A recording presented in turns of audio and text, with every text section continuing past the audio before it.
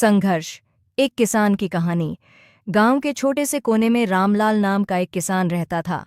वह मेहनती, ईमानदार और संघर्षशील व्यक्ति था। उसकी जमीन ज्यादा उपजाऊ नहीं थी, लेकिन वह अपने परिवार का पेट पालने के लिए कड़ी मेहनत करता था। संघर्ष की शुरुआत। रामलाल के पास केवल 2 बीघा जमीन थी, जिससे उसे बमुश्किल ही गुजारा हो पाता। कभी बारिश अधिक हो जाती तो फसल बर्बाद हो जाती, और कभी सूखा पड़ता तो अनाज पैदा ही नहीं होता। कर्ज की मार भी उसके सिर पर थी। गांव के जमींदार से उसने कुछ पैसे उधार लिए थे, जिन्हें चुकाना उसके लिए मुश्किल हो रहा था। आशा की किरण। रामलाल ने हार नहीं मानी।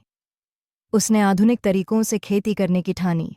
उसने सरकारी योजनाओं के बारे में जानकारी ली, नए बीज और जैविक खाद का उपयोग किया। धीरे धीरे उसकी मेहनत रंग लाने लगी। उसकी फसल पहले से बेहतर होने लगी। नई चुनौती। लेकिन एक दिन एक प्राकृतिक आपदा आई और उसकी फसल फिर से बर्बाद हो गई। रामलाल निराश हो गया, लेकिन उसकी पत्नी ने उसे हिम्मत दी।